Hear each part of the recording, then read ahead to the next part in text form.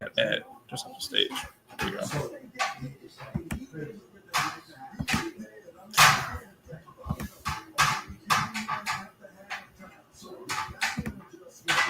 I don't know why I was giving you two options. Like, it should just be the one. But yeah.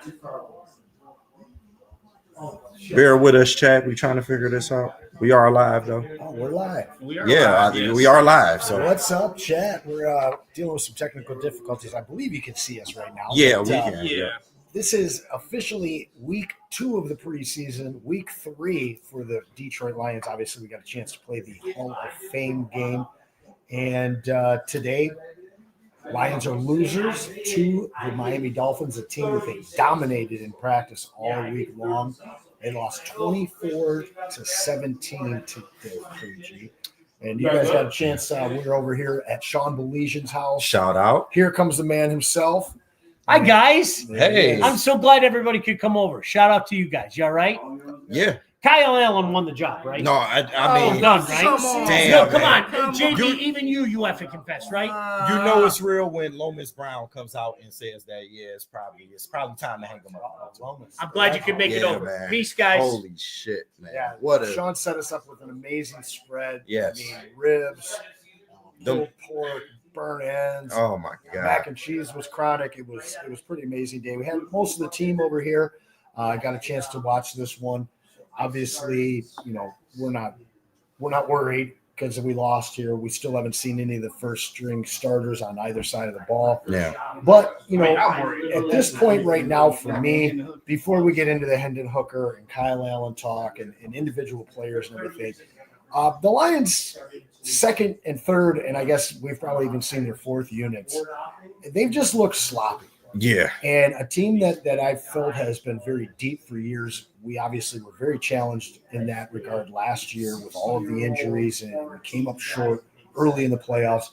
And now we've seen some small injuries to our second level guys. Obviously, Mo Norris with the spinal cord injury last week. We lose Levi during the season. Ennis Rakestraw, guy we've still not seen on the field in a regular season game for the Lions, a second-round draft pick for them last year. Yeah. Another guy we thought we were going to be able to depend on with our reserves and our depth.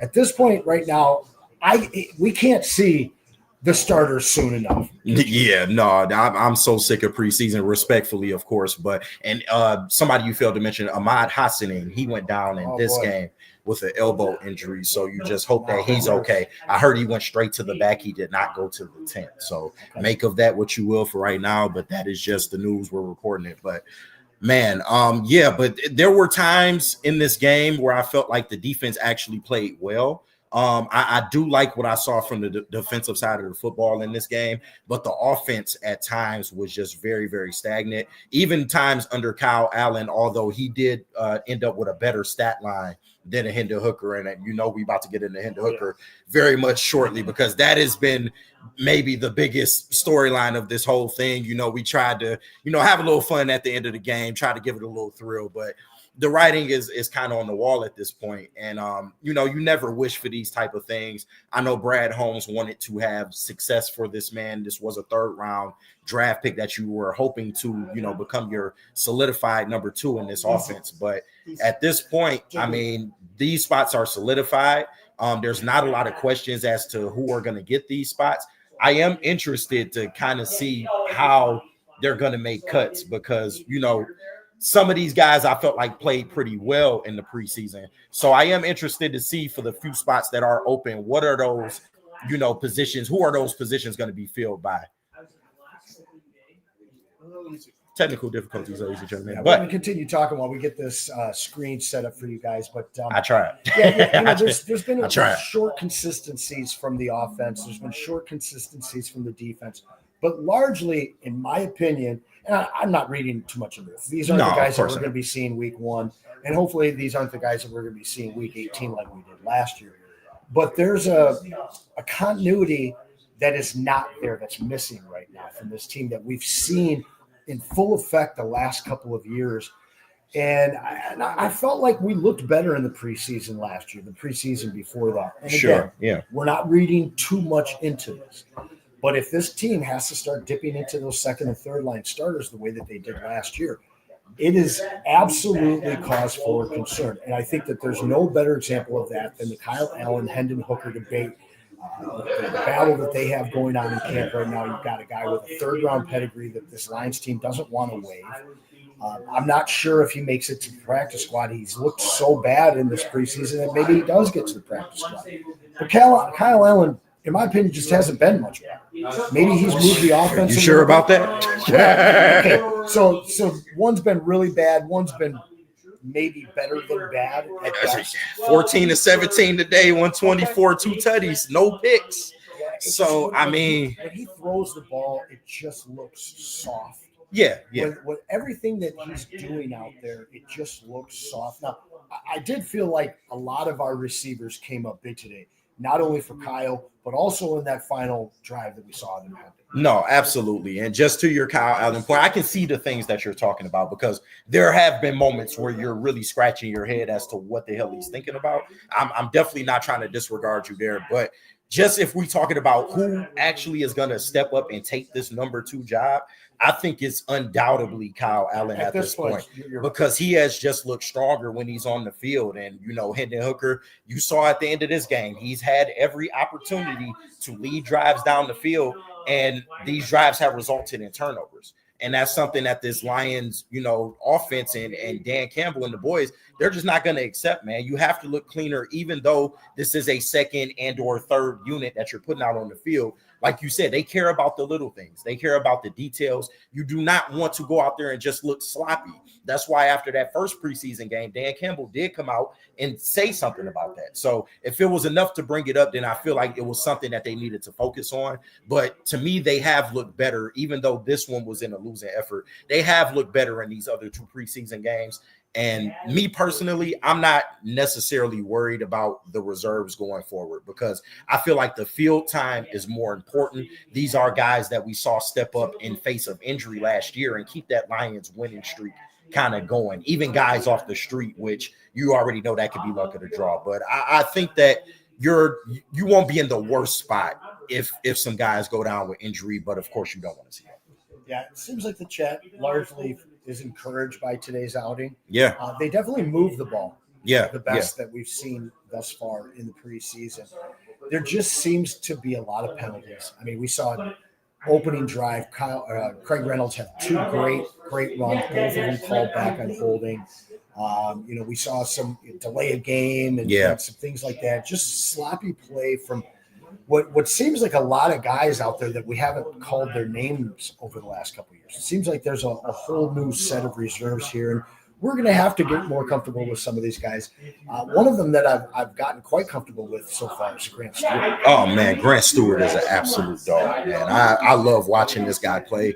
He is somebody that I feel they have to make a roster spot for, and he will be a key reserve for that linebacking core going into the year. And they even had him returning kicks. That just kind of show you that show you the kind of belief that they have in him. And the athleticism. No, absolutely. It's been on display. His lateral quickness, getting to the sideline, stopping running backs, being involved in pass plays. He's always seems to be in the area, man. And that's something that you absolutely love about him. And he's not afraid to go in there and make that tackle, man. So like Rodrigo, kind of rose to prominence and became a key backup for that linebacking core. I think Grant Stewart can be the same thing, man, maybe on that other side. Yeah, when you look at him out there with the number, with the hair, with the body, and the way he moves, you can't quite figure out what he is. Yeah. Seeing him out there returning kicks was a lot of fun today. This is a guy that, an emergency situation, I wouldn't have that big of a problem lining him up behind the quarterback and handing the ball off to him. Yeah, absolutely. But shout out to Nick P in the chat. Stewart and Nowowski don't need to be in coverage, though. And I do kind of agree with that. They are better suited, coming in, hopefully trying to stop the run on a play. But yeah, I mean, going forward, though, you don't want to see these guys. But even in a rotational sense, I feel like Grant Stewart is somebody that can go out there and make plays, much like Trevor Nowowski. Shout out to him. He is somebody else that kind of stood out in this game. And, man, you got to give him credit. I did have his stats up here, but, no, I was thinking about Ezekiel Turner. Sorry about that. But Ezekiel Turner had a hell of a game. No, Ezekiel Turner, 9 total tackles in this game, 1 TFL. So he is somebody that we did see last year, step in a rotational sense. So I think that they are pretty well set up in terms of reserves for this team. But of course, you hope that you don't see them, especially as much as you saw them last year. I like their defensive reserves. I guess I should probably clarify, and it's really more of what I've seen out of the offense. They just look out of sorts more than they look consistent, more than they the little bit that they move the ball. There's just too many 4-and-outs and penalties that are pulling back first down. So we'll see. Again, we're not going to have to deal with a lot of these guys, but we are dealing with the chat. We appreciate you guys. Shout out. Being here for the pregame, being here for the watch party, and then joining us here for the postgame show. KG, I'm Anson. We appreciate you guys so much. Once again, this is game 3 for the Lions, week 2 of the preseason. I know it seems a little weird, but there is a solo game at the very start of this preseason, which the Lions got to play. Of course, that was the Hall of Fame game. So next week's game, we'll be back in studio covering that pregame watch party and postgame. That, again, next week is Saturday. Then the weekend of Labor Day, we are off. No Lions. We will be in studio both Saturday and Sunday covering the Tigers games. And then we return after Labor Day with week 1. So get your super chats in now. We'll skip you to the head of the line. Please smash that like button. We want to get those likes up. And share it with a friend if you want to talk about and hang out with where Lions. Where else you getting preseason coverage like this? Come on, man. Show us some love, man. So Sideless got us started off with the super chat. JB is going to be driving home tonight. He'll look over and see Hendon Hooker like the end of Fast 7. So he gonna cry in the car for sure. Let's get into it. This has been cry in the car. The main theme of pretty much every post-game conversation when it comes to the Detroit Lions, aside from Tesla, which shout out, of course. But Hendon Hooker, a guy that this team decided to use capital to trade up in the 3rd round and use a 3rd round pick on when you had your franchise quarterback in Jared Goff. You felt at that point, obviously they had a rough season before they drafted him, and then the second half of that season they really came on, and that ended up being the same over the next 2 years. That type of winning continued on. Hendon Hooker now kind of seems like a luxury that this team didn't need. But now we look at this battle between him and Kyle Allen, and Hooker and Allen, neither one of them inspires a whole lot of confidence. But I don't think any of us expected Hendon Hooker to take the step back that he's taken. Because there was a game last year, 10 of 15, a couple of touchdowns, I believe both on the ground, maybe one in the air. You guys will have to correct me in the chat. But we were excited about this kid last year. We were. And now it looks like this guy's going to be exposed to players. And even at times in that last preseason where he did look good, there were moments where, you can see that he still looked like a rookie. And this is somebody that at the time that they drafted him, I think there was maybe a question in the back of Brad Holmes' mind. What was the future at quarterback? Can we solidify that position just a little bit more? And you took a low risk, high reward dice roll. And listen, sometimes in the draft, it's going to be that your scouts are only so good. It's all about what is that kid going to do when the lights are on and when you put him in the field in these situations. And after a year where he was injured, we knew he was taking on a project, but we all touted about the ability. A lot of people thought that he could have been in the Heisman race because of how he played at Tennessee, in that offense. And he did look good a lot, but as a Lion, you just struggled to really see it. There were times where, he just made the mental mistakes. He kind of gets happy feet. He tends to make the wrong decision, not the right reads. And you saw it in turnovers this preseason. So like you said, last year it looked a little bit better, but even I believe there were times last year where he wasn't executing the offense correctly, and that's why the Lions never really had faith in him. And this is maybe why you get somebody like a Teddy Bridgewater who, has been kind of out the league for a minute, hasn't really seen playing time. This is why you would trust him in a playoff situation instead of throwing a young Hendon Hooker out there, although they told us it was because of experience. Yeah, and it really looks like he got by in college purely on his athletic ability. Yeah. And there's just times where he looks lost as he's making his reads. In that last drive of the game, he looked better. It's the best we've seen him look in the preseason. And he was taking check down after check down. There were other receivers making bigger routes that he had an opportunity to throw to. And we've just never really seen him take those downfield chances. We've never seen him make great throws. Yeah. You know, they 8-yard little out or little in on a cover 2 defense. That's not exciting. No. That's not showing progress. We know he can move. We saw a Russian touchdown called back, I believe, for a hold. Yeah. We saw a couple times where he escaped out of the pocket, and that's great. We don't have that in Jared Goff, and everybody wants to denigrate him, say he's not a top 10 quarterback because he's not elusive. But when you have the composure that Jared Goff has, you don't need – it'd be nice, but you don't need the escapability of a Hendon Hooker. Right. And when you because you trust the arm talent. That's why. Trust the brain. Absolutely. More so Absolutely. To make the right decisions. Yeah. And Hendon Hooker forces throws. He gets into situations where he's trying to do too much with his legs and he fumbles the ball. And I truly believe, as somebody that took a chance on some rookie cards that has got drafted, at this point, it seems like the writing is on the wall. I saw somebody in here what's his name? Mr. Joe the Gringo. Anson said battle. And you're right. Battle is not the word. It seems like Kyle Allen is running away with this. Yeah. Before I get into Silas's next, actually, let's deal with this one right now. I could be incorrect here. This is what I've heard all over the place and from multiple different sports sources, is that Silas is contending exactly how he's acquired. I was trying to find it. Hopefully somebody in the chat, maybe you, Silas, can give us the exact trade here. But he said that we traded back and gained capital to get Hooker. Then we used all that capital to draft Robert Martin.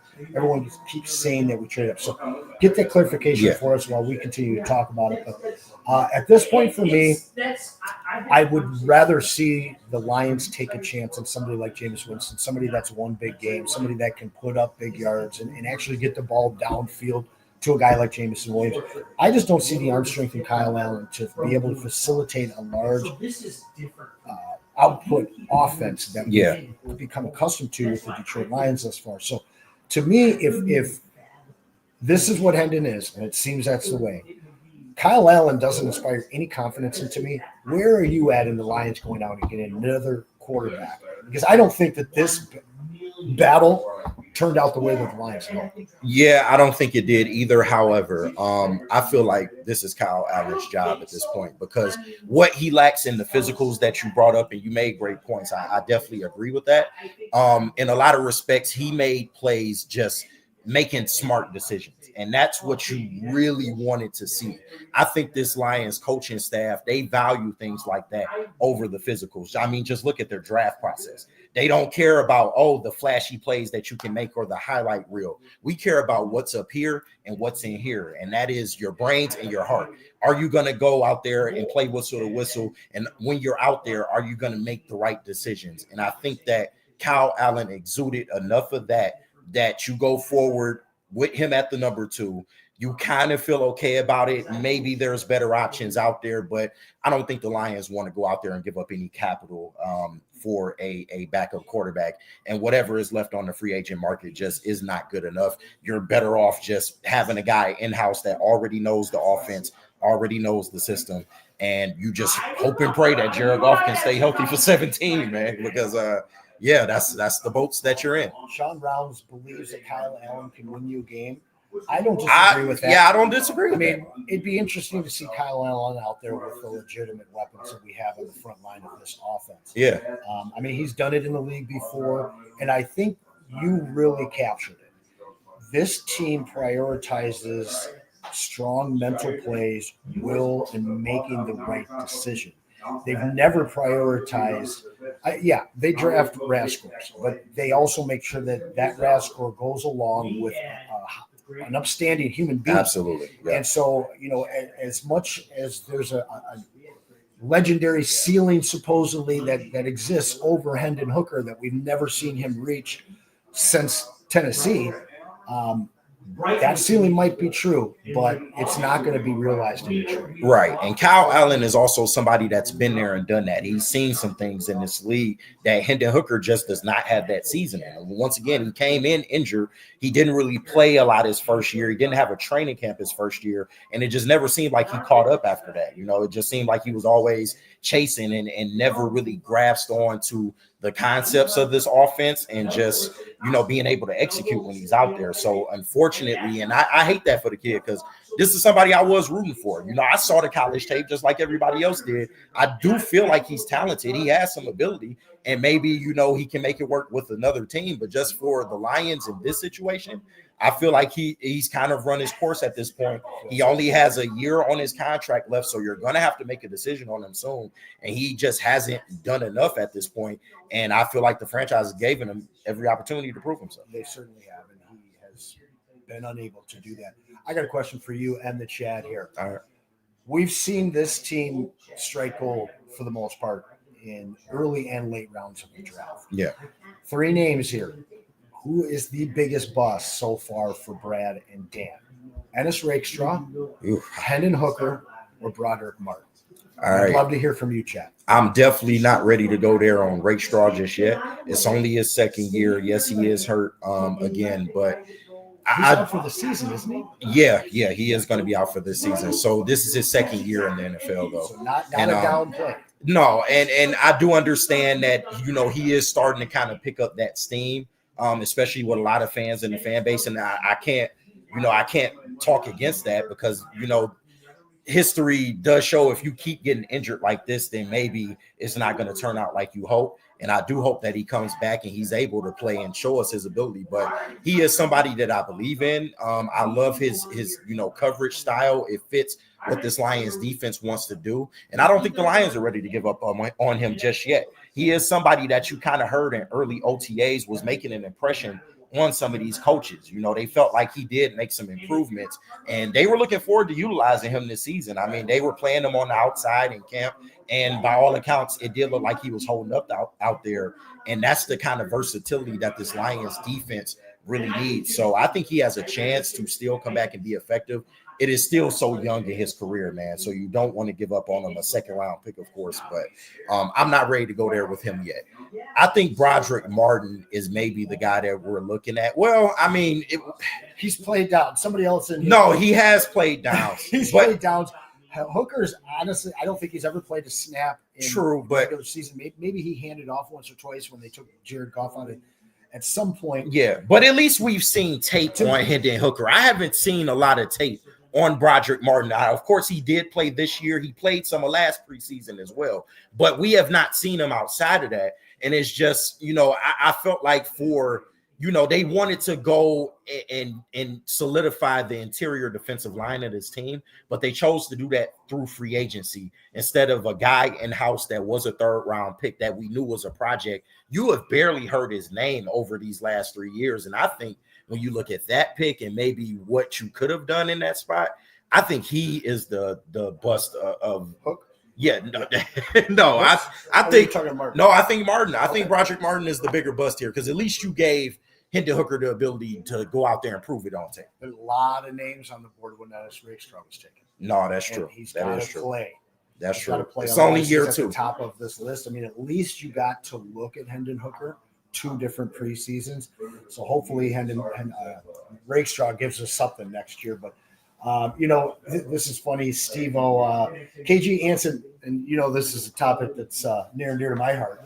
Please explain to the people that Hooker is not going to be traded because Brad wants him here and there's no trade value. So we can agree now that there is no trade value. Oh, my boy, that came around finally. I mean, holy shit. I wouldn't be surprised for that a dumb team might be able to take, and say, hey, we'll give you a 7th rounder for him. Right. 7th rounder in my book isn't really a draft. Yeah. So, that is the case. This is a kid that you're not going to get anything really back for. You're paying him at a 3rd round salary. I don't have the details on what it would end up costing us if we did waive him versus keeping him. There's something about this situation, KG, where I believe I know it sounds crazy. I think that Hendon Hooker stays on this team. And I wouldn't be surprised. I saw somebody asking, would they keep 3 quarterbacks? After what happened last year, I don't think that they really would. But do they believe that this is a kid that if you put him on waivers, makes it to your practice squad? I mean, I can see him staying on the team. I can see him being on the practice squad. Last year, the Lions did carry 3 quarterbacks, but I feel like every year is different. And in this particular year, you got some defensive standouts that have kind of, made a name for themselves in camp and in the preseason.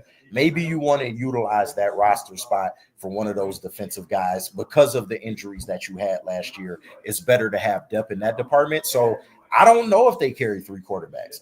And to be honest with you, and once again, this is coming to a point where you're going to have to make a decision on him soon. And at this point, I cannot see a world where he stays on this team beyond his contract. So if they value that roster spot, why would you keep him at this point? There's an interesting one I just saw in here. Exile the Hansen 89. I'd keep 6 receivers over 3 QBs. Now, there's a couple levels to this that I want to talk about. It's a conversation. We'll go into the wide receivers because I know you and I have a debate that we've been talking about that's going to evolve over the season, and we'll get into that. I love what you just said there, my friend. Yeah. The 6 receivers that we would keep on this team, for me, I would rather have that than the 3 quarterbacks. So I'm going to go back to the quarterbacks and ask you as well as the chat this question. All right. I can't wait for our receiver talk, by the way. Oh, I know. Because that's the name I want to bring up in here. So who would you guess, or who in your estimation is more likely to make it onto the practice squad if they were exposed to waivers? Hendon Hooker or Kyle Allen? And before you answer, I'm going to say this. If your answer is Kyle Allen and you think that he'd make it to waivers, then this team probably, or makes it to the practice squad, this team probably keeps Hendon Hooker. Yeah. And in the off chance and the terrible situation it would obviously be, but in that situation where Jared Goff goes down, call it 3 games, he goes down in the third quarter of the game, you bring in Hendon Hooker, you run it about a lot, and then you call Kyle Allen up and you find out who's your starter. And again, this isn't about talent or anything that we've seen on film. It's purely about the pedigree of a 3rd round pick. I don't think Brad Holmes cares about that. I don't think Dan Campbell cares about the draft position. Yes, you did take him in the 3rd round, but whoever earns the job earns the job. We all know that, the Lions value people that step up and just make plays. And I think that Kyle Allen, I can't see him, even being cut at this point. I think he has solidified himself as the number 2. And if Hendon Hooker, were to be, released, maybe another team takes a chance on him. Maybe you do get a chance to keep him on the practice squad. Maybe teams do value his ability to run. But I feel like if the Lions wanted to utilize an offense with his skill set, we would have had it already. And now you're bringing in a new OC, and I don't think he's just going to come up with a Hendon Hooker dependent offense, when he's got to worry about getting he's got bigger things to worry about. You got to make sure Jared Goff understands your terminology. You got to make sure that this Lions offense are adapting to the things you are trying to implement on this team. So at this point, man, I think it is a situation where Hendon Hooker, he could be a training camp casualty, as they say. And, hopefully we would be able to keep him. I would love to keep a 3rd quarterback on the practice squad. But yeah, just at this point, I can't see it. Shout out JB, he's still hanging here with us. But yeah, at this point, I just can't see Kyle Allen being that one that's maybe you're debating is going to be on the practice squad. Only looks like it would be about $600,000 if they were to waive Hendon Hooker. So certainly something they'd be willing to do. It'll be interesting to see. Obviously, this is what everybody's been talking about. We got it pretty clearly today. Yeah. Kyle Allen looked like the superior signal caller for the Detroit Lions. Hendon Hooker really struggled. He had a nice little drive, but batted balls, missed passes, bad reads, and he just can't seem to get out of his own way at this point. And it's really just the turnovers when you ask me, because at points he hasn't looked terrible, but he hasn't shown himself capable of being beyond a check down, quarterback.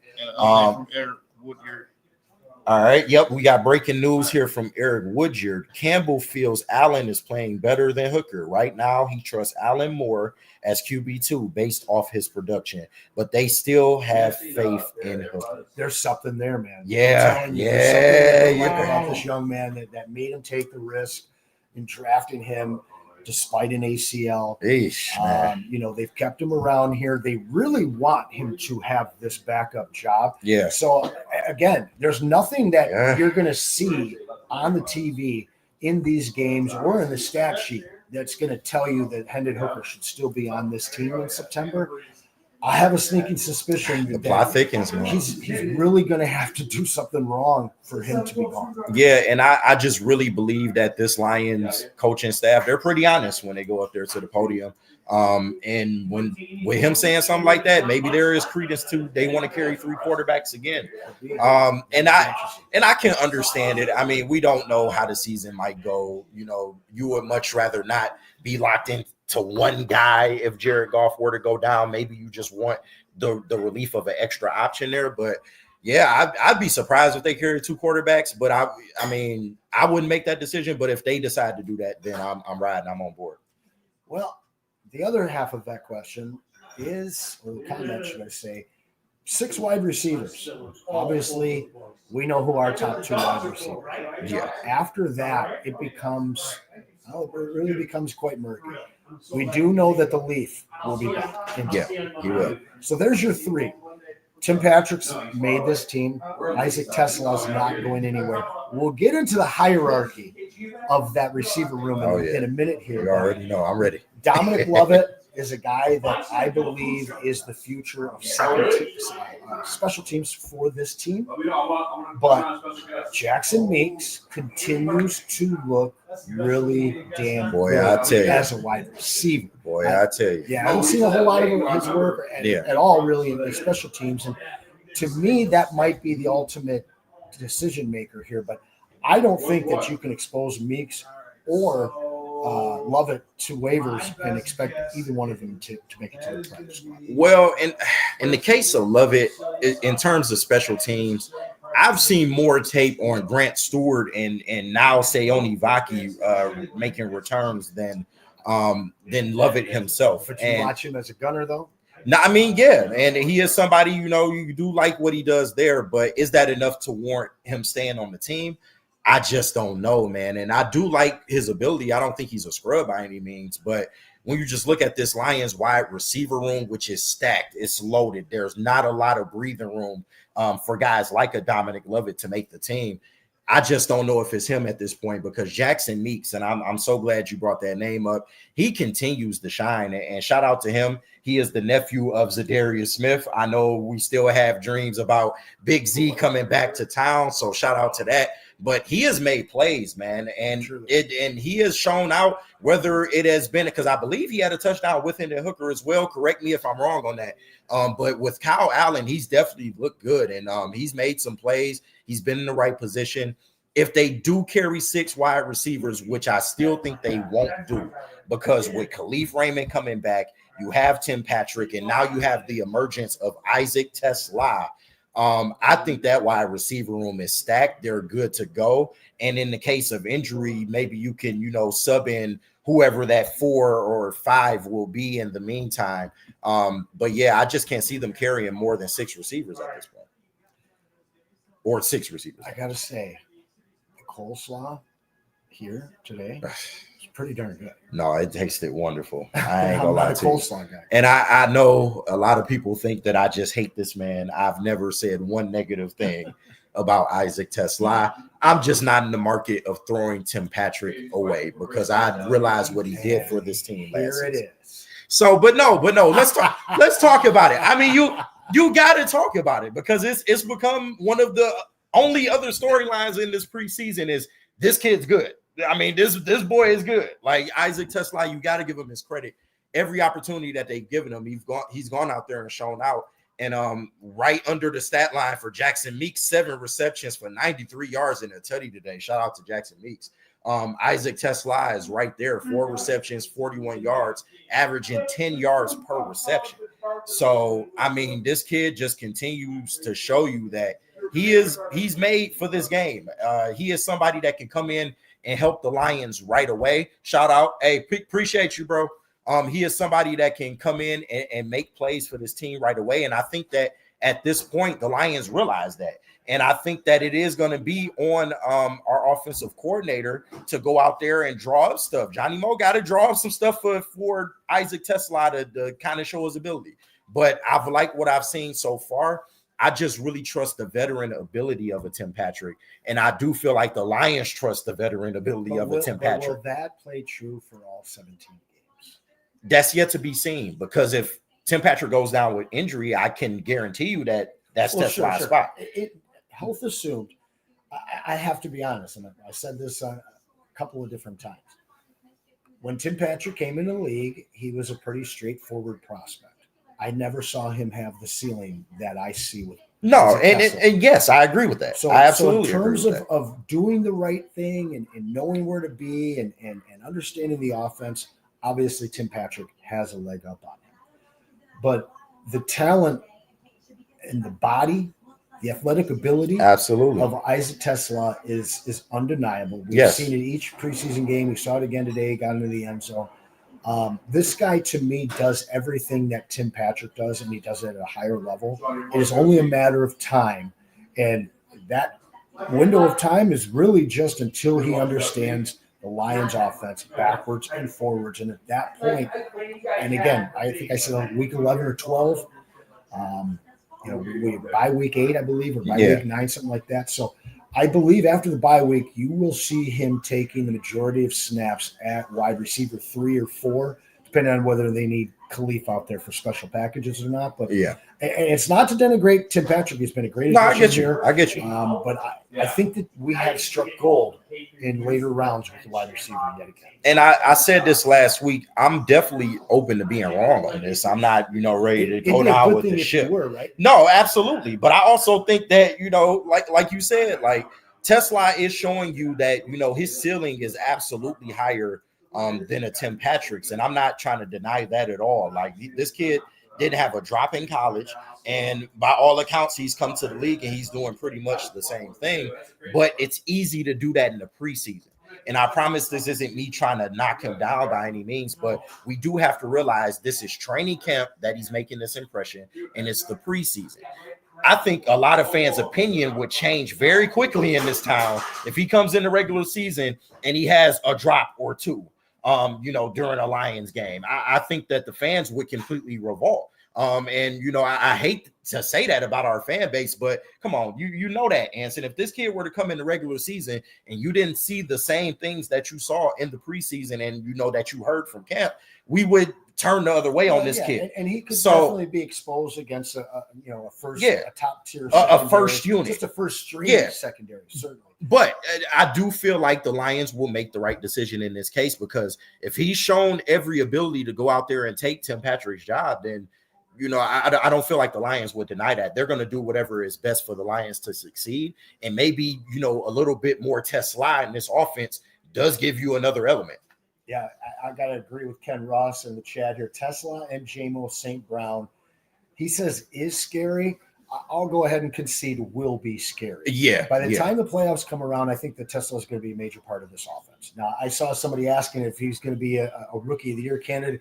I don't think that he gets nearly enough reps to be able to register in a top 5 or top 10 vote. Yeah. But that's not to say that by the end of the season in the playoffs, that this guy can't be completely in the flow of the offense and a target that Jared Goff relies upon. Because realistically, Tim Patrick's a big target, but he's hampered by a couple of career injuries that he's been able to come back from.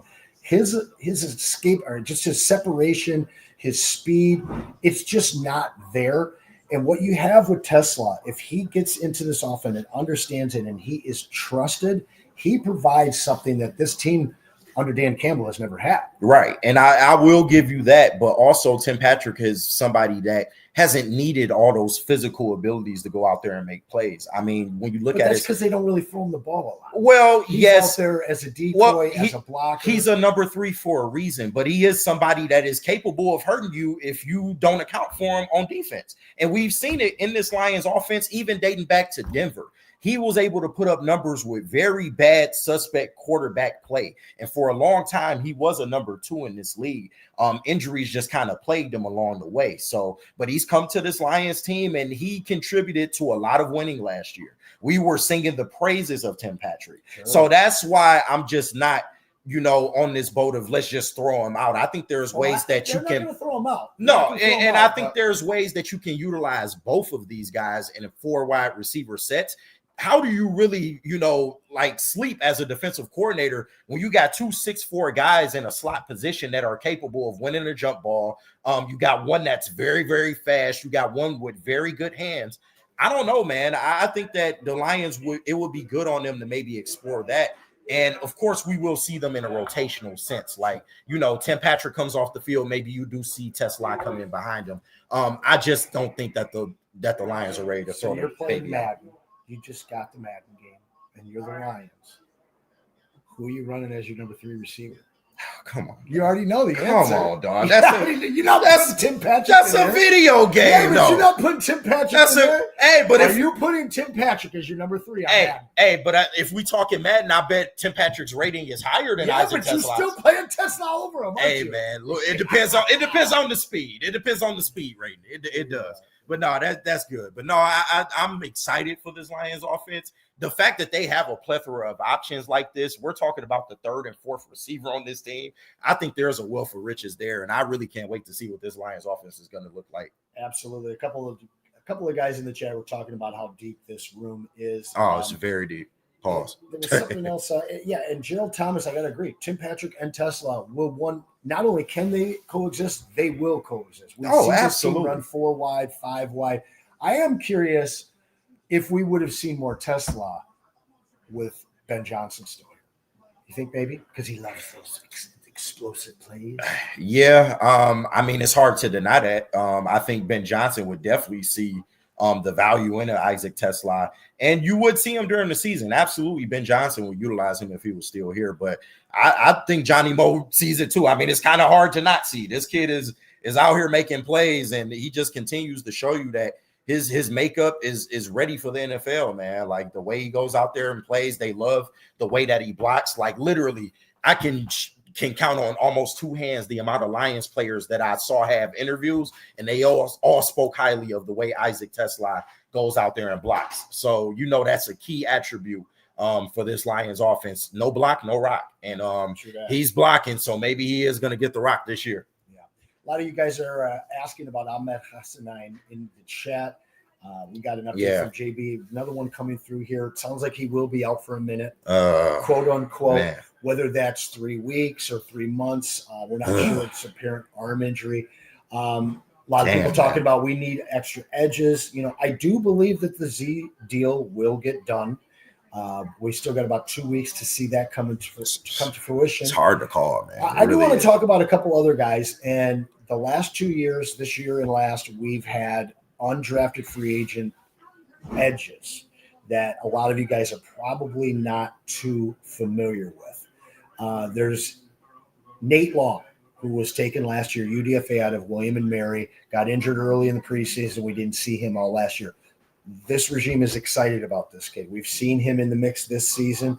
He's looked good. And another one is a guy that we took this year, another UDFA out of Houston, and that's Keith Cooper Jr., another guy that they're high on. Sounds like one or both of these guys will make the team. Not sure that registers on anybody's barometer in terms of getting them excited about defensive ends. Hassanein is a guy that we're all excited about. Are we already starting to look at the same situation that we saw last year? I don't want to say as a whole, but it seems like this defensive line with Aleem coming back late, with DJ Reader still being a little banged up, and now you obviously you lose on Zarike. You've got Hassanein, who's a guy that you're kind of planning on, and now we don't know how long a minute is in Danny's, but could be a while. And this is a team that in terms of bodies, warm bodies to line up and rotate, things are getting slim already. Yeah, it is. And I could definitely see it. And with Hassanein, it is kind of, upsetting. This kid had a very good story. He's at a position of need, I think we would all say, at the edge rusher opposite Aiden Hutchinson, in which Marcus Davenport is going to play on that side.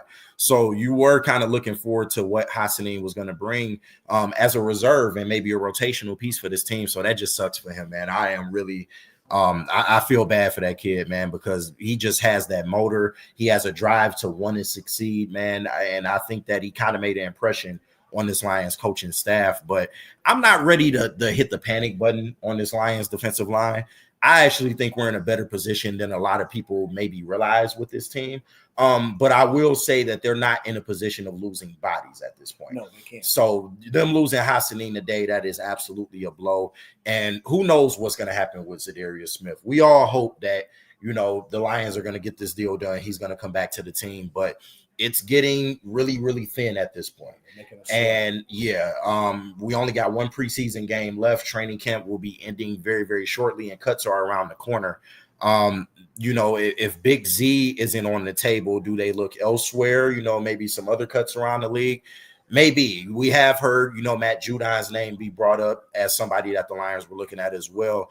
But I think this Lions defensive line is in a good position still. People aren't talking about DJ Reader, and I don't know why. He is going to be a mauler for this Lions defense. You did go out. Just need some help inside. No, absolutely. But you like what you saw from Tyleek so far. You did draft him in the first round.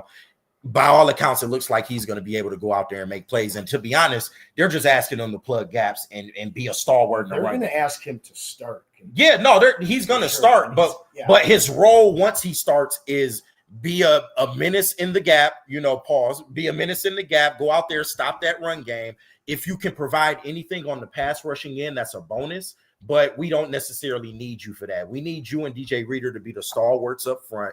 You do have somebody in a Roy Lopez who I think is a very, very good key reserve for this team. And he's going to step up well in the face of a Levi Onwuzurike being missing. I like Mekhi Wingo coming back. He's somebody that we did see in a limited sample size last year. Back for a while. Yeah.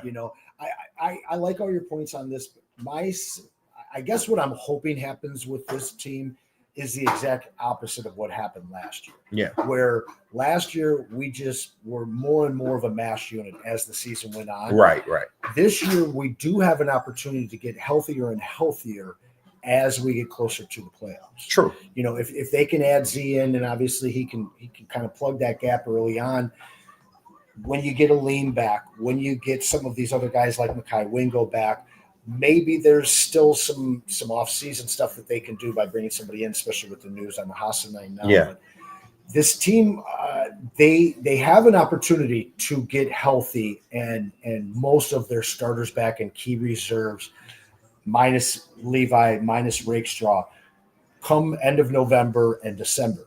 And I've talked about that with the offensive line. Last year, this offensive line, we rode them into the ground through that regular season in pursuit of a number one seed.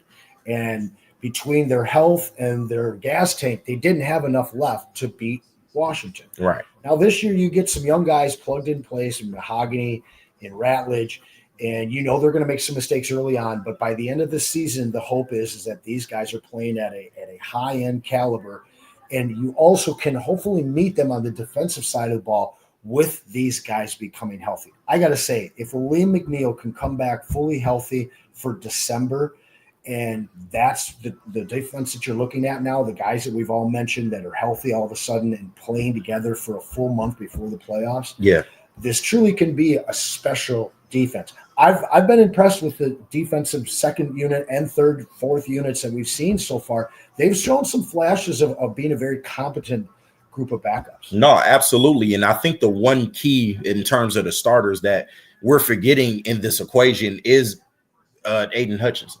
Hutch is the big equalizer here. I think we kind of maybe forgot because we haven't seen him so long on the field how much he truly does for this Lions defense. He is the best player on this Lions defense, and he is going to be able to mask a lot, especially if he's healthy, especially if we keep hearing that he may even look better than what he looked like last year, in which he went down and was still the sack leader in the NFL for at least another 3 to 4 weeks after that. So I don't think we can, overstate that enough.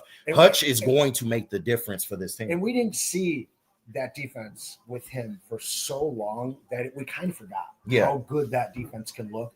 They've added better players to the defense, in my opinion. Absolutely, they did. Yep. And if he's really playing at the clip that they're talking about, it'll be like having 11 and a half guys out there. So it will make up for a lot of the shortcomings, but got that tough schedule early on. The guys that are plugged in the first couple months of the season are going to have to find a way to make it work. Reynolds and Vaki today. Shout out. These are two guys. Not so much Reynolds. We've seen Reynolds. I think last year a lot more people wanted to see Vaki a little bit more. Yeah. Whether it was on defense, special teams, or in offense. What we've seen out of him so far, especially today, we saw him in a lot of different looks. Got the fumble. Mm-hmm. Was it back to return? I don't recall seeing him actually return a kick. He might have. But he was in the kick return, not the punt return. And then obviously utilize him a little bit in the offense. If you had to cut one of these running backs, come on, because they're both making the team. But let's say you were pressed and you had to cut one of these guys. Who are you going forward? I'd love to hear from the chat because I'll be honest with you, KG. I got the same reaction to asking you that question because I don't have an answer. That's tough because Netflix is just every time you have called on him, he delivers. Yes. And I love his running style. It's very aggressive between the tackles, does not go down off the first contact a lot of times. And he just runs well, man. And then when you have him in there, it's almost like you don't realize that, Montgomery and Gibbs are sitting down because he keeps that line moving. He feels like Montgomery out there. Yeah, absolutely. He keeps that line moving, absolutely. But you do like the upside of Vaki, though, and the multitude of ways you can use him in the pass game and even on defense if you were in a pinch, even on special teams. I mean, he makes plays like, I don't know, man. I don't even want to. First three replies are Vaki. I get it, but I don't think you can undersell what Craig Reynolds has done for this Fisher team. Drums, he says Reynolds and Vaki. That wasn't the question, my friend. That's There's another tough, one for Vaki.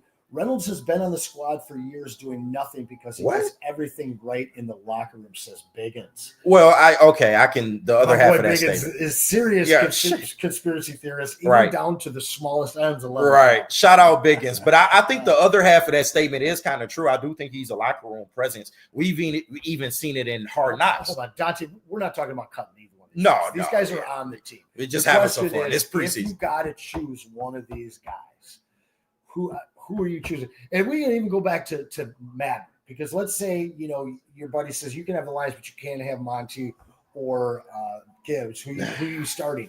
I think that Vaki is the choice because he's so versatile. Yeah, but we can't think of this in a Madden sense. Well, but I'm actually thinking about it in both senses, because if you're a team, and again, this isn't real because they're not going to cut one of these guys, but what Vaki can do for you in so many different things. Yeah, I think that Reynolds only really fills one role. It's your short yardage, ground and pound running back, right? Which he's a direct replacement or a direct sub for Monty. When you talk about if you don't have Gibbs in the game, that your dynamicism of your offense is completely altered. Obviously, you can still ground and pound, and you can pass the ball to Monty as well, and you've got a plethora of great receiving options. But I think that Vaki compares so much more to Gibbs, conversely, the way that the other two guys compare to each other. Yeah. That Vaki, I just think they have not even begun to unlock the potential, and there's still a large future for this guy on this team that we don't even know about yet. Yeah, not true. And that's why they continue to carry 4 running backs at a position that most teams only carry 3. So I definitely agree with that. But what I will say, all right, let me ask you this. So we all assume John Morton, he's going to be a real man's coach. He's going to come in here and run the football to the delight of a lot of fans that feel like we should run the ball more. Which do you feel like is more valued in a John Morton offense? Craig Reynolds' skill set, or say only Vaki's skill set? That's a great question. And I keep contending that this guy's going to be a little more conservative in his play calling. I think that this Lions offense doesn't need to play desperate like the way that they had in the past. Yeah. So in that regard, I think that that's a great point. It certainly, if you're up in a game and you lose one of those backs, you can put Netflix in and he's going to deliver. Absolutely. They even did it in a playoff situation. Like you've actually seen, and not to say that you haven't seen Vaki flash, but you've seen way more of Craig Reynolds actually go out there in big spots and deliver for this team. Gerald Thomas believes Reynolds is faster than Sione Vaki.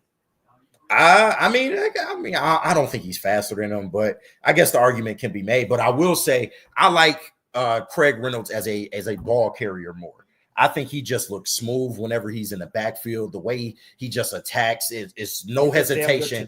Yeah, it's no hesitation. He hits the whole pause. You know, he gets to his spots and he pushes that power, man. And he's able to go out there and have a good, yard average as a runner in this offense. So I really feel like they value Reynolds' skill set a little bit more. They trust him, that's for sure. Yeah, but I'm not trying to discredit at all what Vaki does in a multitude of ways in the pass game and definitely on special teams. This is a kid that they've liked since they drafted him. It's not a problem because we're not waiving either of these guys. Right. It is a luxury of riches that the Detroit Lions have in their running back room. Marcus Newsome, he's a Reynolds guy. Reynolds helped beat Tampa Bay in the regular season and started. Don't forget the block late on Tampa safety that swung the momentum of that game. Give me Reynolds. He killed. That was the Amon-Ra touchdown. I definitely remember that. He absolutely obliterated that man, whoever that was. But yeah, these are just some of the small things, man. But I'm looking forward to, maybe we see a little more Vaki this year as well. Because I hope so. Yeah, because he is somebody, he looks to be healthy now. And I think that,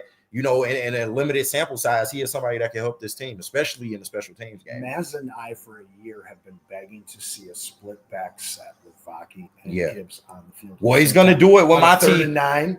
Yeah, love it. He's going to do it with Monty and Gibbs this year. Oh, I know, but so we know that. Yeah. I want to see Vaki and Gibbs out there. I feel you. Scenario. But I was maybe they interchange a back or two. This is a debate that I haven't really heard anybody have. Yeah. Again, neither of these guys are going anywhere. Of course. We're blessed to have them both here.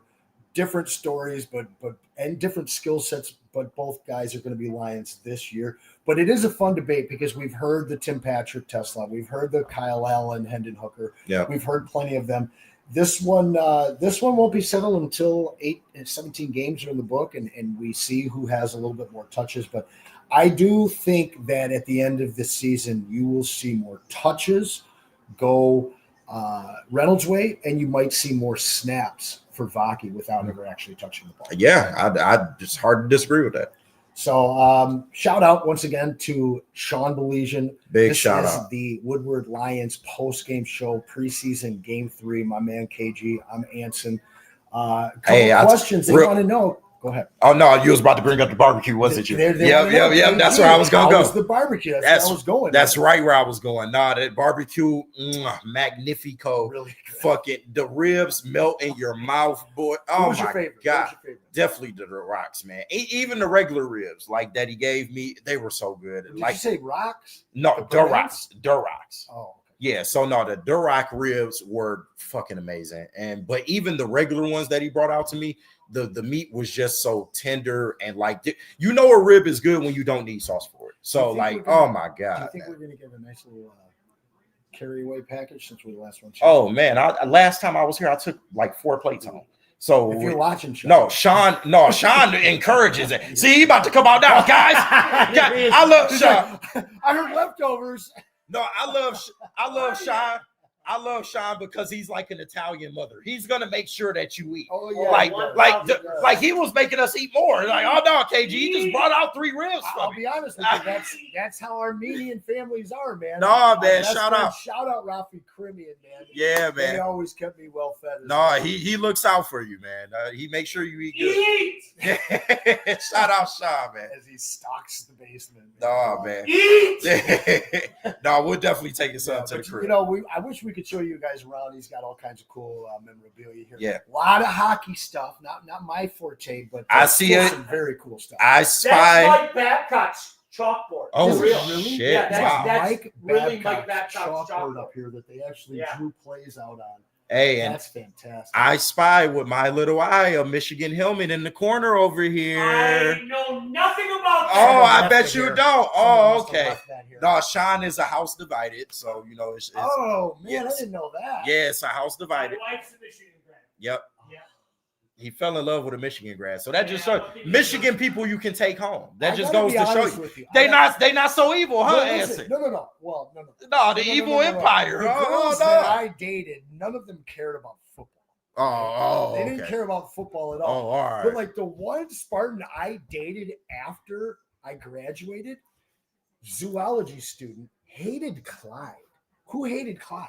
Yeah, I don't know how she you paid concussed Clyde. him while I was gone one day. Really? I don't know what the story was on Wow. that. Bad people. But then, the Wolverines that I dated after college, I don't have too many complaints about. Listen, you used to be a fan of the school. All I'm saying is give them a little You hate grace. and love that. No, just I do. I absolutely do. Especially the way you be going off. I'm like, I thought you was just Michigan across the board. But all I'm saying is, nah, but at one point you was maize and blue through and through. I hated state growing up. So all I'm saying is stall them out, give them a chance. It's not as evil as you think. I hate to play that game. Let this $1 billion class action. No, but listen, let's not act like State ain't did nothing. Let's not act like State ain't played. Braylon show with Michigan. No, Shep was getting after you. I ain't gonna lie. You know what? He was a very fair arbitrator, I thought. He was. But I want to let's get back to the Lions here. No, absolutely. Jack Fox fucking boot in the first quarter. Did you see that thing? It was amazing, man. That thing. You could hear the crowd at Ford Field. And shout out to the crowd, man. Yeah, we are sickos. I was going to get to Ford Field had a decent like a number season today. Game. They Not had a playoff game, but a regular season. No, they absolutely had a good number in there. So you got to give credit to the fans. But you can hear the fans through the TV when Jack Fox boomed that thing. I mean, he just continues to be Jack Fox, man. He is one of the best, if not the best, punter in the game, man. And you love to have him because, like they talk about him on the broadcast, he is a weapon. Believe it or not, he is a weapon. The way he can flip field position, that is absolutely a need for a Lions defense that we hope can maybe be top 10 this year. Absolutely. I was in for Braylon yesterday. Shep and I went through the position groupings rankings. Yeah. And as we went through each position room, ultimately we came up with a top 5 ranking, or number 5 actually overall for the Detroit Lions. I'm okay with that. Yeah. If anything out of the top 5 I did have an issue with, what wasn't on that was the special teams. Mm-hmm. And when you look at just the absolute banshees that we have on that special teams, then you look at the return ability of a Khalif Raymond. Yeah. But we've always had Jack Fox since this new Lions team has been around. We know that he's, if not the best, he's one of the top 3 punters in the league. But now we got a kicker that really seems legitimate. Hit a 57-yarder last week. Yes. Goes up there confidently. To me, I think that special teams are not talked about enough. We've seen, good Lion teams get hamstrung by bad special teams play. We've seen average Lions teams be lifted up. Shout out Mel Gray back in the day. But you look at this special teams now. You get a Vaki out there, you get a Grant Stewart out there. Maybe they're not returning it, but they're out there getting reps in the preseason, and again, just knocking heads around out there. I think that this is probably a top 3, top 5 special team unit. Oh, without a doubt. And Dave Phipp is somebody that doesn't get talked about enough on this Lions team. He is the special teams coordinator for this Lions squad. And for the last 3 years, he's been very, very effective. I mean, whether you talk about the fake punts, whether you talk about, the Jake Bates going out there and just booming long How much kicks. of that was him? You don't think Ben had anything to do with that? Well, I mean, he might have had a little say so, but I think Dave. I hope he didn't. No, absolutely. But the one thing that you have noticed is people speak highly of Dave Phipp. When these Lions coaches are asked about the job he's done, you've heard nothing but glowing things about him, and you see how this special teams plays. I do like to give him a lot of credit for that because, like you said, in the kickoff returns, the gunners, some of the tackling that we see, very, very good. They're very physical. They're not afraid to go out there and lay that boom. And just some of the trickery and just some of the special teams play that you've seen. I can't say enough about this Lions special teams. And I think that they're absolutely in the upper echelon of special teams around the league. Biggins says, let's let Bates try a 70. Hey, I kind of want to see it too. I'm not going to lie to you. Somebody did hit a 70-yarder last week. All right, so Cam Little, who is I was watching that. Yeah, who is actually Jake Bates' best friend. Like they are really, really close. Jake Bates spoke about it when asked by reporters. He kind of said, yeah, he was ribbing me a little bit. He's always been a guy that's kind of went up me in a sense. So when he went out there and hit the 70-yarder, he was just like, come on, man. Like, really? There's 3-4 yards left on that thing. Yeah, but if anybody can match that, I do feel like it's somebody like a Jake Bates, man, because when you heard about him in the UFL and there was question as to whether the Lions were going to bring him in, the biggest thing during that time that I felt like the Lions were missing was a long game, was somebody that can go out there and consistently hit those 50 and dare I say, if you got in a pinch, maybe even a 60-yard kick. I felt like that was something that they were missing. And the Money Badger wasn't horrible, don't get me wrong, but there were times where I just didn't see the consistency out of him, and then he just didn't have the range. So when we brought somebody like a Bates in, I was hoping and praying that this kid could just learn the NFL game quickly and be able to go out there and be consistent. And we have seen that every step of the way. There was a little bit of a learning curve there during, his first preseason, but after that, he's been lights out for this team, and he's such a weapon as well, because once the Lions get to the other side of that 50, it is so good to know that you have that in your back pocket. If things get tight, if you feel like your offense cannot move the ball on a certain yardage and down, you can send somebody out there and F it. Let's take a shot. I trust my defense. I trust Kelvin Shepherd and what these guys can do. So I will send a Jake Bates out there. And if he misses, so be it. But if he hits, that just puts another amount of pressure on the opposing team. So I love Jake Bates. Yeah, certainly, he's amazing. He's amazing. Adds another element that a defense has to worry about if you've got that kind of a big leg. Of course, the regular season field goal record for distances, that 66-yard kick that Stick and I covered many years ago now. It is funny. I remember that game as a viewer. Yeah. This was before I was at the network. This was maybe like a couple years before I hit the network. But yeah, I remember that game and how heartbroken y'all was, man. Well, he was more heartbroken. I just knew it was coming. Yeah. When I heard 66 yards, I'm like, that's a record. Right. I look at the camera, I'm like, oh, it's about that to was happen. crazy, man. About to happen. But yeah, so Cam Little hit the NFL record for a game kicked in actual play at 70 yards, of course, in a preseason game. Yeah. But no, you're absolutely right. Biggins in here talking about let him win, get ready to kick a 65-yarder to win a game. And I think that Dan Campbell was so used to terrible play from his kickers from the time he arrived that even when he had Bates last year, you saw him reluctant to trust. I think that trust was built throughout the year. He got more comfortable and far more trusting of putting him out there in key game-winning situations.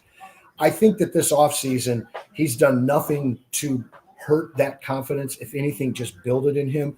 I believe with Johnny Morton as your offensive coordinator, with Big Leg Bates as your kicker, you are going to see more field goal attempts and less fourth down tries when they're in that zone. Maybe not. And shout out to Spinney.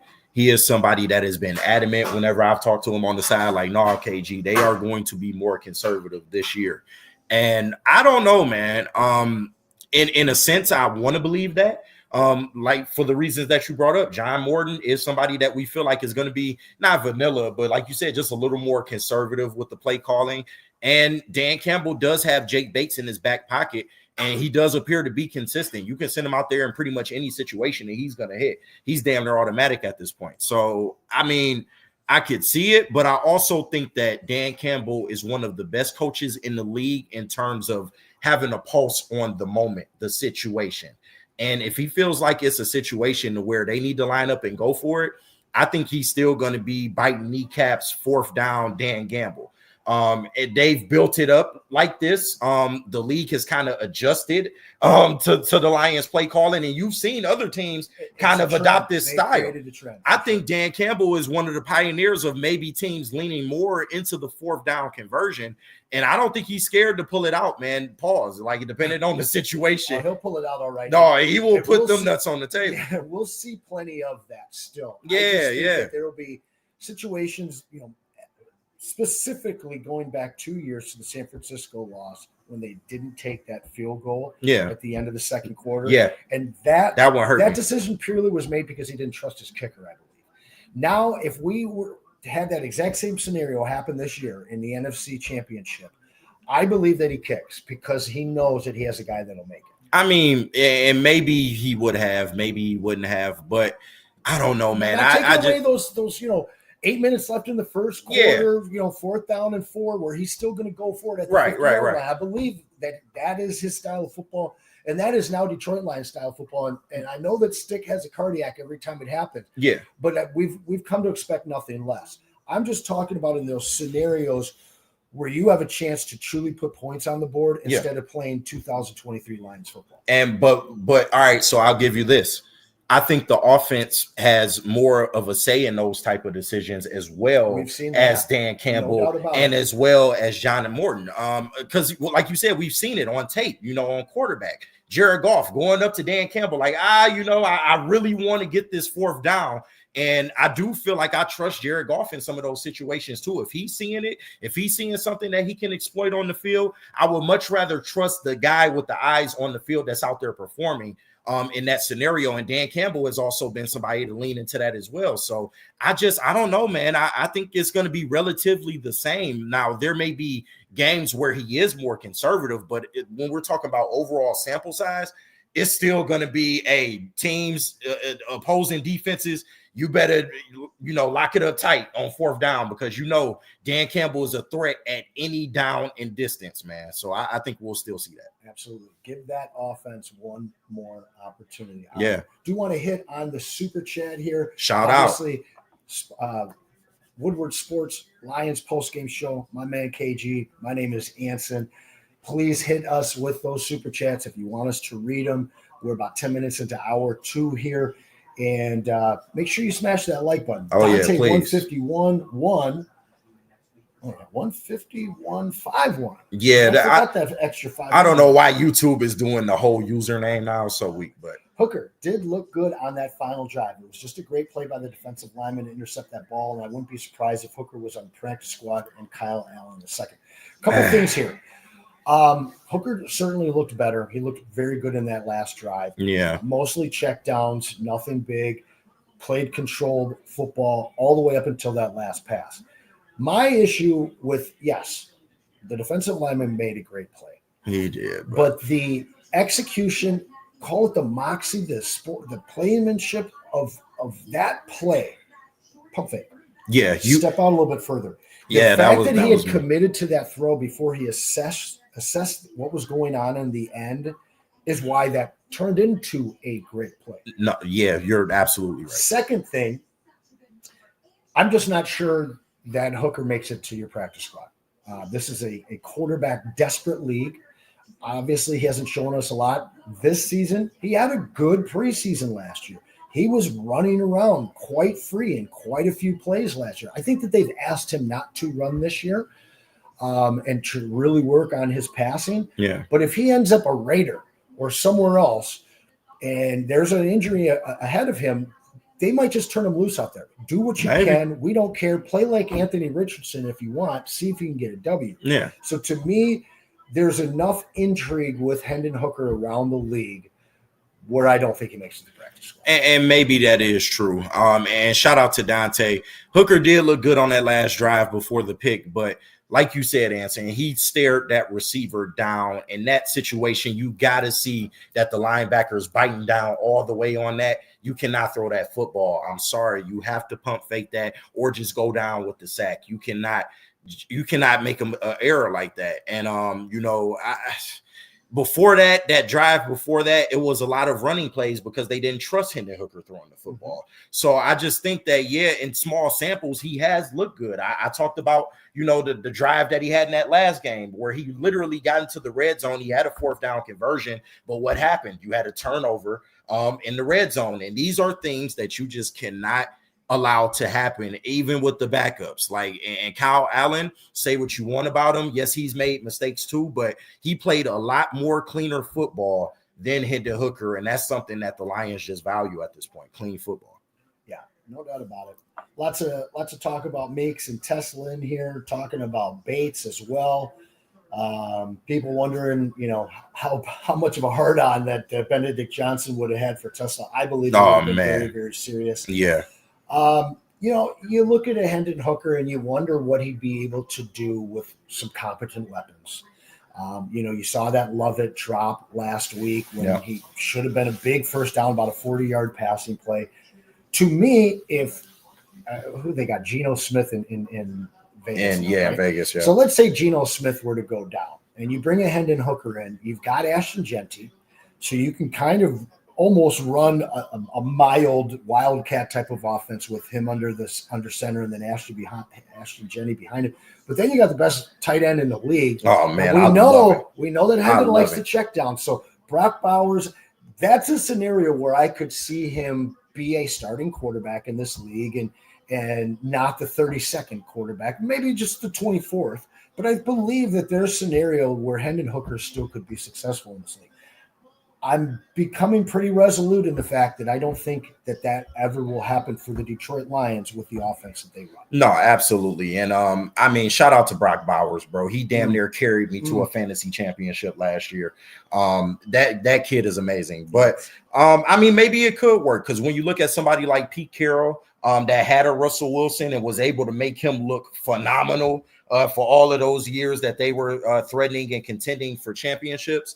I think that maybe it is something that could work over there. But as far as the Lions in this situation here, it's not going to work. I think for this specific situation, Hendon Hooker is not somebody that you need. He's not somebody that you're going to draw up an offense specifically for. And if he goes to another team and they want to utilize him in that way, then so be it. But I just know it's definitely not going to happen with him as a Detroit Lion, even if Jared Goff were to go down. I just don't see it. But you don't see him getting to the practice squad? I would hope that he can get to the practice squad, but maybe another team does scoop him up, because there are some intangibles there. Like I said, I think the kid is talented. There are some intangibles there that maybe another offensive coordinator might see and want to take a chance on. But I would hope that you can keep somebody like that in the building, just because it's an extra body. But it's not because of anything he's done on the field for us at this point. Well, let's break down the statistics of this game. We'll start with Miami. Obviously, Zach Wilson opened things up for the Dolphins. Trash. That boy, trash. I don't hate on Zach Wilson. Man, he almost got his receivers killed today. Yes, he did. He Jesus was 15 Christ. 23 for 151 and a touch. Quinn Ewers looked pretty darn good running out there. 11 to 17 for 116 and 2 touchdowns at a 123 rating. Ollie Gordon, the rookie running back, went 10 times for 50 yards. Aaron Shamklin, not even sure who that is, or any of these other guys. We did see Jalen Wright for a brief moment, a guy that's kind of looking to be the number 2 in Miami this season. Theo Weiss Jr. led the way receiving 6 for 80, and 2 former Western Bronco D. Eskridge with 3 for 53 and a touch. Nothing really too exciting there. Taj Washington, a wide receiver for them that I do like. He running back, rookie, 4 for 33. Got to see some action out of him. On the Lions side, Jacob Sailors, 13 for 39. Hey, Sean, can you grab me a Coke? Average 3 per carry. This guy's slugged around and he's gotten in the end zone, I believe. Nothing special in my opinion. Vaki touched the ball 5 times, went for 30 yards, had that 14-yard carry, really looked solid. Did pick up 2 catches on 2 targets, went for negative yards on those. He had the fumble recovery too, I think. That was big. We mentioned that earlier, but the 2 big guys offensively for us, we've already talked about Kyle Allen and Hooker. Allen was 14 of 17, 124 with 2 touches. Hooks Super Bowl 6 of 13 for 61 and had another interception. Got sacked twice. Allen got sacked once. To me, the only thing really worth talking about here outside of Vaki's efficiency would be Meeks, call it dominant, 7 for 93 and a touch. And then Tesla's just limited touches when the guy's out there. He seems to make plays. He had the one early catch that went off the top of his fingertips. A little bit too tall of a pass from Kyle Allen. But Tesla just seems to bring everything in. Yeah, and Tesla's going to make this team. There's no question there. I am intrigued by the Jackson Meeks discussion because, like I said earlier, he is somebody that has just stood out this preseason. He has continuously made plays in big spots. And I do wonder that if you do carry a sixth receiver or you want to have somebody on the practice squad, I think he would get the nod over somebody like a Dominic Lovett. Although Dominic Lovett does have a skill set that you can visibly see, I just think that, Lovett, not Lovett, but Meeks has done more to kind of show that maybe he wants that spot over somebody like a Lovett. Yeah. To me, what do you? I got to get your thoughts on it because I know you big on Lovett. Meeks. I mean, it seems like a better wide receiver from the line of scrimmage. Absolutely. But for the Lions to carry somebody at a number 6 wide receiver, he has to do more. And to me, what Lovett brings in special teams, I believe after losing Isaiah Williams last year when they exposed him to waivers, they thought they could hide him on the practice squad, and they lost him. And then Khalif Raymond goes down, and you needed him. Now, to your point, we haven't seen Dominic Lovett really in the return game too much. We know about his ability as a gunner in college. So that's another one. If Lovett comes down with that ball last week from Hendon Hooker, maybe things are different. Well, I'd feel a little bit better about him if we had to line him up. At the end of the day, I think that they'll take versatility over a 6 wide receiver that's had some good preseason games. I mean, maybe, and I'm not going to say you're wrong, but I don't know, man. I just think Jackson Meeks has just really, really stood out. And I think that skill kind of over dominates what Lovett brings to you as a gunner. And like you said, you haven't really seen him in a return game. And with the return of Khalif Raymond, he's going to kind of dominate that. So if he were to go down and get injured again, maybe there's something there. But in terms of just roster spots in the practice squad, because there's not a lot of spots on the practice squad either. I don't know. I don't know if he's done enough. I just to be honest with you, I just don't know. Khalif Raymond went down. Who's your kick returner on the Detroit Lions? I mean, you can utilize Vaki very, very easily. I think that would be the name that you call on. But just because, like you said, the versatility, his speed, his ability in open space, we've seen him do things like that before, and even in college.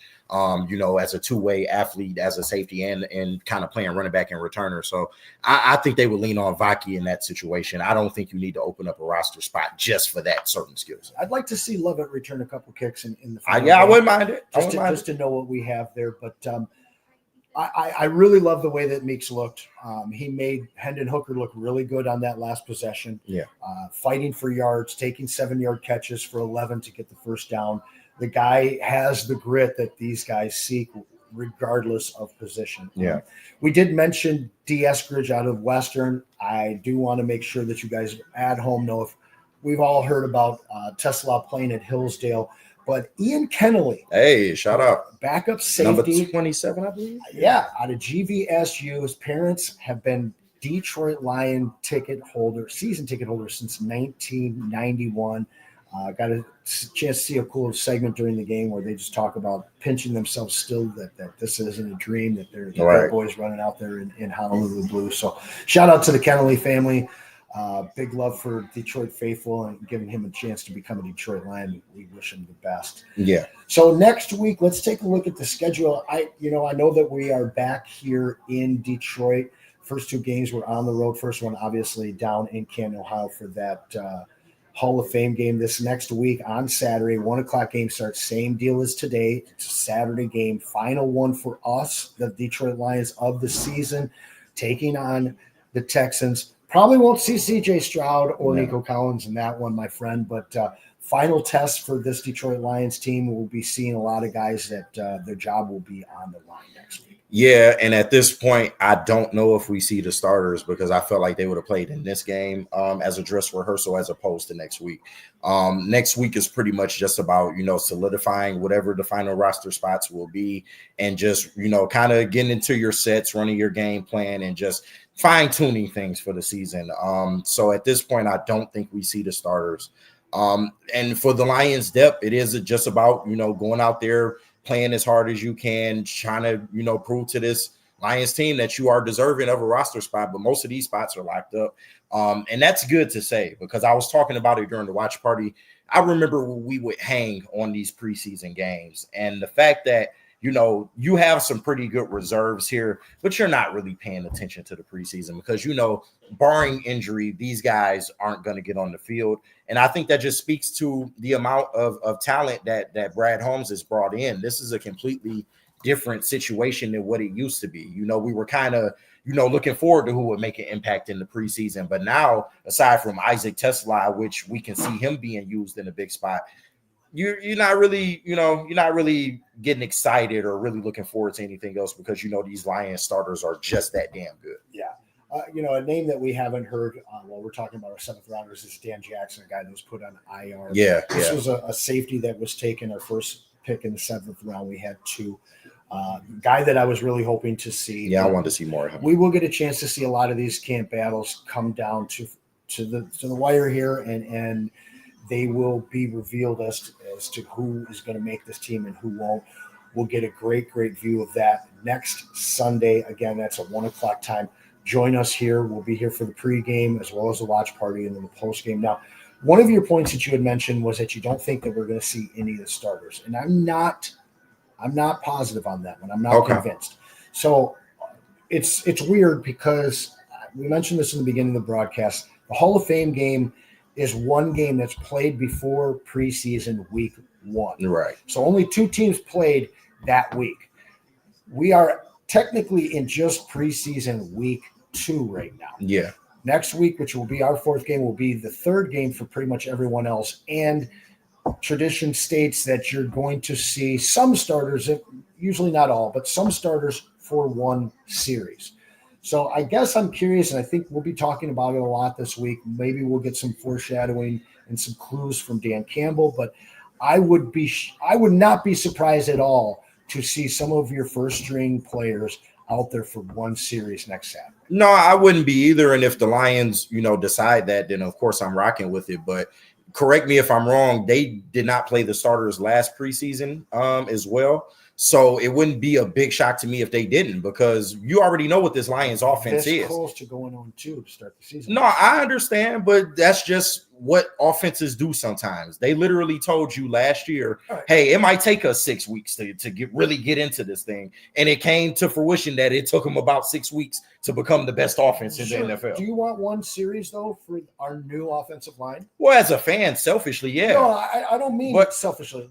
I'm a coach now. Okay, if I'm a coach, no. You don't want to see them go out there and have Jared Goff under center against some non-friendlies in a hostile situation? No, as a coach, no, because the preseason, I mean, let's be honest here, it doesn't have the same value that it used to have in terms of really going out there for a drive with your starters and solidifying a game plan and, kind of fine-tuning things. This offense is well-oiled and ready to go. Pause. I know a lot of Diddy references are going to pop up in the chat. But yeah, well-lubed for sure. But you know what this offense is, and even with a different defensive coordinator, I think that these joint practices have kind of proven to you that they're ready. I mean, there's not a lot that needs to change with this Lions offense. Is pretty much set it and forget it. Once again, this is a top 3 unit for over the last 2 to 3 years. So you know what you have already. There's no need to send guys out there, risk injury. I would like to see them for a drive, and maybe they do that. But if I'm a coach and, the way I see them thinking about it, especially seeing that they didn't play that last year as well, I don't see it. Okay. I don't see it. I'd love to hear what the chat thinks. Will we see any starters I could be wrong. Saturday or not? Let us hear from you. We want to know what you're thinking. Couple guys here in the chat. Dante 151, he wants to talk about how Jacob Saylor's look. Jacob Saylor's 13 for 39 today. Yeah. He's got a lot of work. Obviously, Vaki was nursing a little bit of an injury through those first 2 games, so we didn't really see him. We know who Craig Reynolds is. Yeah. Saylor's he's looked adequate against second and third stringers. He has an average 4 yards per carry. A little bit of a grinder. Mm-hmm. Definitely got plenty of grit. Practice squad. Yeah, if that.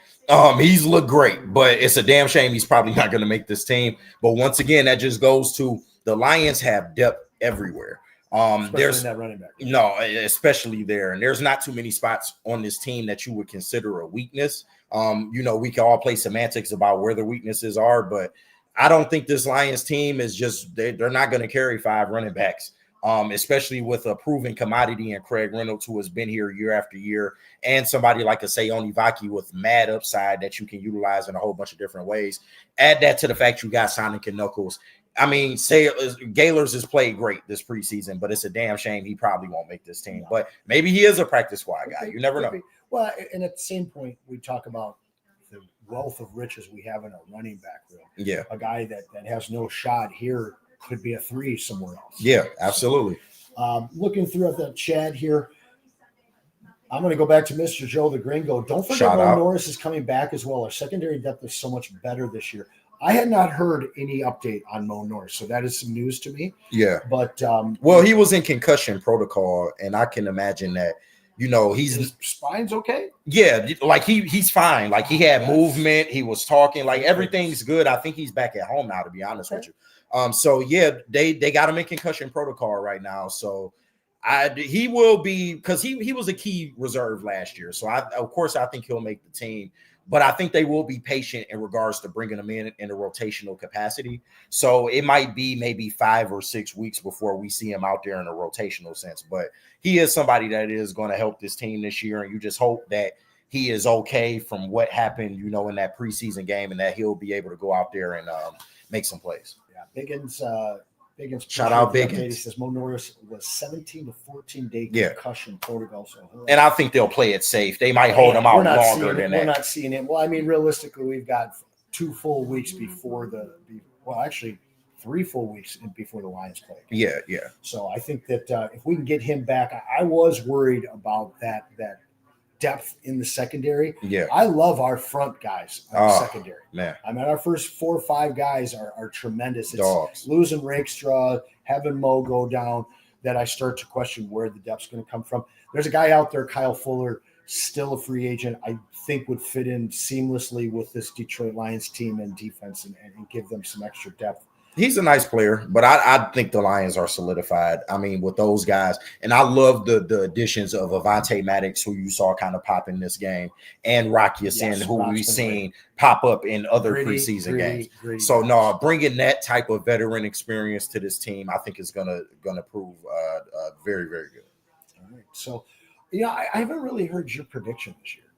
We'll get into that more next week. I thought we did it last week because remember Justin came in, and remember I was saying through the first 7 games I thought they might have a little bit of a stumble. But I mean, if you want to pull up the schedule, we can go through it again because I'm need to go through the schedule. Do you got a number?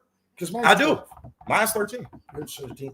And I started at 11, and then I just felt like I was disrespecting Dan, Brad, and the rest of the cojones of this Detroit Lions team. Yeah, what they did last year. Last year's schedule wasn't an easy schedule. No, not at all. That was a first place schedule as well. And they came out, and despite losing pretty much all of their defense, 22 guys, 29 in total, they still went 15-2. Obviously, they ran out of gas when it came down to Washington. But I look at this schedule, and people get so caught up in these teams being as good as they were last year. Some will be better. Some won't be near as good. But what keeps coming back over and over with this BNL Lions team is that 4-letter word, grit. No, these guys have it, and I think anybody taking under 11 at this point, you're disrespecting them at peril of your own wall. Yep. Yeah. Hey, shout out Sean. Agrees. Sean, our studio audience in the background. Yep. We appreciate Sean, but no, absolutely, this team. I'm ready for football, man. I cannot wait for this regular season to kick off. I have no qualms that they're going to be set up, they're going to be good to go, and I just think that they got a pulse on where this team is. I'm not worried about a thing. I mean, we've made a lot about the offensive line and the losses that we've incurred, and those were steep losses. I'm not trying to downplay them by any means, but I think with these young guys, Christian Mahogany that you already had in the building, that looked good last year, he's going to get the full run this year. I love the addition of Tate Rowledge and Tyleek Williams.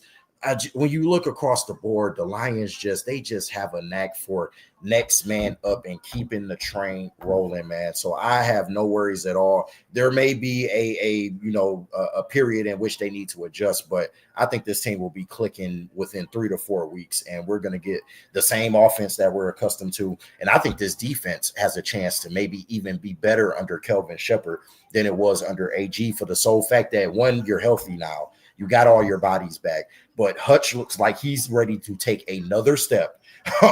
Your secondary is the best that I have ever seen it as a Lions fan. I think you have one of the most underrated linebacking cores in the NFL in terms of starters and depth. And this Lions defensive line, once you get Aleem McNeil back, and maybe you add Zadarius Smith, maybe you don't, but even if you don't, they are still damn formidable, man. I am looking forward to it. Has Jack Campbell been largely ignored to a fault this offseason? I mean, this analytics that this guy rung up last year, and just his second year, right? Yeah. Third year here. This is the year where he should be able to take a massive jump. And I just don't feel like people have been talking about him enough. So many people are focusing on their dynamic safeties. So many people want to talk about, obviously, Hutch. But otherwise, the focus is on what we don't have or who's injured. And the fact is that this Jack Campbell kid just might be one of the best linebackers in the league. No, absolutely. And Jack Campbell, he's wearing the green dot this year. This is his third year in the league, and they're already giving him the green dot going forward. So I think that speaks volumes as to where the Lions view him, as to where he's at right now.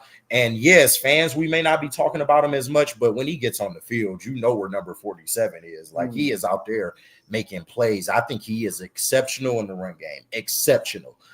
There is some work still in the coverage game, although I felt like he improved last year. Alex Anzalone still is your best coverage linebacker, but Jack Campbell has taken a step up in that regard, and you would like to see him take another step.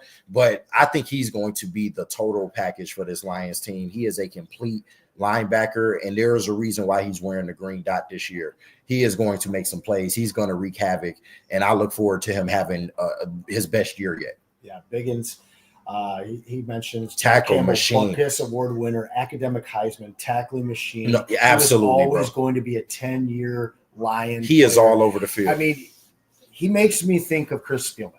You know, obviously we've had some other guys in between that, but the moxie, the physicality he plays with, the confidence he plays with. You know, when we drafted him, the early interviews I saw with him, you could see the shell shock. Yeah. This is a cornbread guy from Iowa that steps into this big stage, and he was overwhelmed his first year. And what you saw last year in his second year was a microcosm of his career, from where he went kind of overwhelmed to all of a sudden this guy that could be one of the best linebackers in the league for the rest of his career, or at least the next 5, 6, 7 years. And you really saw it all in 1 year, from him take that flip of the switch from being just kind of a guy that might have been a bust and we shouldn't have drafted, to now all of a sudden people aren't talking about him because we know we can kind of set and forget it with Cam. No, absolutely. And just to go back to his rookie year, because since I've been at the network, I famously said that, you know, Jack Campbell's rookie year wasn't really that bad. Like, a lot of people had made it out like he could have done better. And yes, he could have did better in some respects. But I feel like his rookie year was kind of overshadowed by the fact that you had a Sam Laporta and a Jahmyr Gibbs that just were exceptional rookies. He was almost a 100 tackle guy his rookie year. He had like 94 or something like that. So I think he was right along with where they wanted him to be. He was never going to come out day one and just start because of Alex Anzalone and Derek Barnes. Like, you had those spots solidified. But last year I felt was the moment where you kind of realized, okay, I see what they did there. I see why they took him in the first round, because he kept getting better. Yeah, when Anzalone went down towards that latter half of the season, you saw Jack Campbell just step up in a very, very big way. And to the point where you were able to bring in backups off the street, like Jamal Adams. They had Jamal Adams playing linebacker last year. But you were able to do that because you can at least rely on Jack Campbell to kind of be a leader out there and to kind of go out there and make plays. And they were able to get by with just him. So I think him having a full complement of a Derek Barnes, Alex Anzalone's back in the fold, he's going to be able to just go out there and play freely. And his work in the run game is exceptional. I just really want to see him improve in the coverage. Linebacking core seemed like it was, it was the Achilles heel of the defense. Last year, obviously, that Achilles heel turned into the injuries. Mm-hmm. But once you saw Anzalone go down after Hutch had gone down, you saw Jack Campbell become the third best player on this defense. Oh, absolutely. And maybe the MVP of it. Obviously, you can't take anything away from Kirby and Branch and what they did. And Jack wouldn't have been able to do the things he did if he didn't have those guys backing him up. Yeah. But when you lost Hutch and then you lose Anzalone after that, you thought they were going to fall apart. And I felt like he was absolutely the glue for our defense last season. No, I totally agree with you. He proved a lot to us last year. But when they took him, I kind of always thought his future was to be the future Mike of this team. And now it's coming to fruition that he is going to be that. But when you look at him in college, I mean, he was the best linebacker on the board. And people like to make a lot about draft position. Guess what? Brad Holmes don't give a damn about draft position or positional value. If you can play football and he believes you can make plays for this team, guess what? He's going to pick you wherever he wants to pick you. So, yeah, that was a great pick by Brad Holmes. Great pick. A lot of hate in the chat right now for Hendon Hooker. Yeah, we're not doing that. Talking about cutting him. We're not doing that, Noah Messi. Come on now. I like the young man. Yeah, he's a good kid. He's a good kid. I'm going to tell you right now, Lions fans, like, you're not rid of him, all right? In 3 weeks, he will still be a Detroit Lion one way or the other. I'd put money on that. I wouldn't be shocked. Like you said, we heard what they said, man. JB came to us with that update. By all accounts, they still have a belief in Hendon Hooker, man. So even if it's just an extra body, I mean, I wouldn't be surprised if he still is on the team. I would. Fisher Drums has had a couple of good points here. Still get Rodrigo back later. Absolutely. Yep. Can't wait. Then he brought up Zach Cunningham, a guy who in years past has been, one of my IDP guys on my fantasy teams. Just a tackling machine, a gritty guy. There's that word again. He thinks that we're going to have to cut some damn good linebackers from this team. I think so too, because you are getting some guys that are going to return. Grant Stewart, like I said earlier, somebody. How do you cut that guy? I don't think you can at this point. Right. I think he's kind of forced himself into a spot. You can't cut Cunningham. You got Jack. You got Anzalone back. You got Derek Barnes. Are they bringing back Trevor Nowalski? We don't know. I mean, and how many are you going to keep?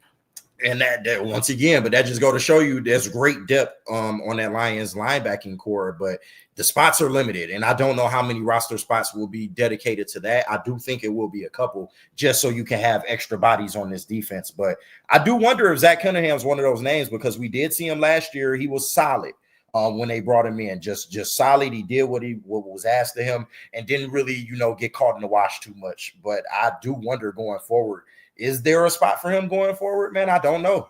That's going to be tough. Yeah. Linebacking core all of a sudden went from a Pittman. And we forgot about Pittman too. And he's somebody that made plays in today's game. Yeah, the last few years is like, can we just get another linebacker that could play? And now we're talking about maybe cutting him. It's tough. We are blessed here now all of a sudden as Detroit Lion fans. I saw somebody else earlier in the chat talking about how this team puts out more players to waivers that other teams pick up than any other team. And I mean, most of our lives as Lion fans, we were waiting for waivers. Who can we add to this roster? And how about the people we cut would be out the league? Other teams was like, no go. Where did you come from? No, good. Football didn't even want it. Yeah, it was bad, man. It was bad. Guys weren't even making it to second contracts, man. We are in a new day as Lions fans. That's why I can't do the SOL shit this year, and I know you SOL answer. Hey, I need to see a Super Bowl berth. They ain't got to. I hear you, there. But I don't think that should determine whether they're SOL or not. I think it's clear the franchise is no longer SOL. Right. And that happened when Sheila Hamp Ford met with Spielman and decided, hey, you go and select football people, not business people. No Martin Mayhews to run this damn franchise. So we certainly have seen a brand new Lions franchise and culture. Yeah. But the losing, sure, we've won 15-2, but we have got to get to the absolutely. We gotta build that bridge to the Super Bowl and so we can start coming back more than just the one time we first came. I hear you, but I would much rather be on this side of history than the side we came from. Man. Holy shit. I mean, let's talk about we're sitting down here at Sean Baligan's house. Yep. Appreciate you guys. This is the Woodward Lions post game My man KG, I'm Anson. We're at Sean Baligan's house here for preseason game 3. I want to be here all the time. I ain't allowed That's to. not bad, man. This need to be the beautiful spot. Beautiful house, beautiful barbecue spread. Yeah. But his buddy here, Mike, was talking, was being asked what tickets used to cost back in the day. Yeah. Shout out, Mike. I think it was 2016. I had a couple buddies that were in town from New England, and my big thing is I'd wait until the end of the first quarter. Mm-hmm. I'd walk up and find a dude and be like $20. Yeah. And if he'd hedge it all, I'd be like, take him home or take home my $20. Right. And I'd get in all the time. We ended up with like 19th row in the corner for the Patriots. And my buddies' minds were just blown. Yeah. Like, how much were these tickets? There's nobody sitting around us. Preseason sold out, KG. It's crazy. The waiting is crazy. It's been standing room only since before the preseason. We're looking at prices for this team for to get into a game. Just up in the nosebleeds. Talking about the waiting list to get into to season ticket plans. Mm-hmm. This team, yes, I need to see a Super Bowl berth, but I cannot deny the culture shift and the fact that this franchise is being run like I've never seen before, which, yes, they are brand new Lions, but they have to capitalize. And fans also have to raise their bar. The people that are satisfied with one Super Bowl and then going back to obscurity, I'm not really sure that I need you on this bandwagon. You know what I'm saying? No, I hear. I want what Sheila and the Fords wanted, what Spielman said he'd do, and what Dan and Brad are committed to. And that is long-term championship level football in the city of Detroit. No, I totally agree. And I want you to go on the internet and try to get Lions training camp tickets for the rest of their public Just sessions. in Allen Park, huh? Yeah. You can't even get them? It's impossible. Wow. It is literally impossible. That just go to show you, like, this shit has absolutely flipped. It has changed for the better. This Lions team is something that I never, this was my wildest dreams as a teenager coming up watching this football team. And it's been amazing, but the goal is the goal now. Now that you are one of those dominant teams in the NFL, I love that Neil Rule, shout out to him. I love that he says this, man. Somebody like a Jared Goff, he's in the same boat as a Josh Allen. He's in the same boat as a Lamar Jackson. The only thing you have left to do is to get to a Super Bowl and win it. And the Lions, and while this window is open and while this run is going on, you are going to be expected to make the Super Bowl every single year that this Lions team has these players and looks this dominant. So I think we have a good future ahead of us. I'm looking forward to what these next 4 to 5 years are going to look like. But 10. Yeah, I hope it's 10. 10. I mean, if the Lions can do that, man, that would be amazing, man. I want them to be, the new age Patriots. I want them to be the new age Kansas City Chiefs. I want their story to be told when you look back at the NFL and the story of the 2020s. I want the Lions to force their way into the spotlight, much like a Bad Boys team did in the trajectory of the NBA. That was supposed to be, we're passing it on to, Magic Johnson and Michael Jordan. No, the Pistons got in the way of that. They interrupted history. I love to say that. So I hope the Lions can interrupt history. I really do. So, ideal scenario, Dan Campbell retires as the Lions head coach in year. Man, I don't even want to think about that. I want to hear from the chat because I'm gonna be old as fuck. What is your highly optimistic, most prayed for tenure for Dan Campbell? What's his final year coaching this Detroit Lions team? I don't know, man. I hope that he is somebody that could just be a stalwart for this Lions team for years to come. He's already made such an impact that, it won't take much to get him a statue in front of Ford Field, to be honest with you. Before or over under 2026 or 2036, excuse me.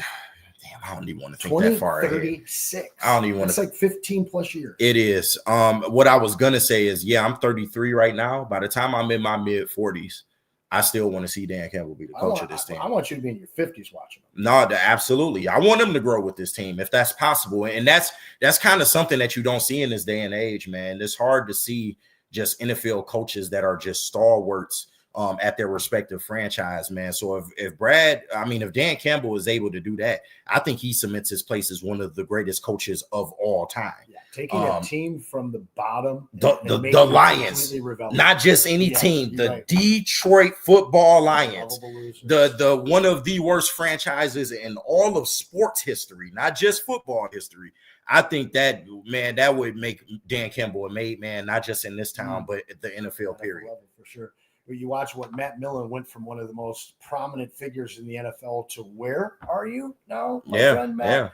And Dan Campbell, just a assistant coach, a tight ends coach, and got laughed at upon arrival his first 2 years. I ain't laughing. Calling for his job, and now I'm looking through the chat. I really want to hear from more of you guys because me and my friend were talking about this just recently, and it's like, man, 2040, why not? You know what I'm saying? Like, let's get wild with it. I mean, man. You look at how long Mike Tomlin's tenure in Pittsburgh. He embodies the Pittsburgh culture. Dan Campbell embodies what it means to be from Detroit, where the weak are killed in Eden, where you have to grind to shine to make it. And I'm looking here. My man Freddie Felt 313 shout out. I want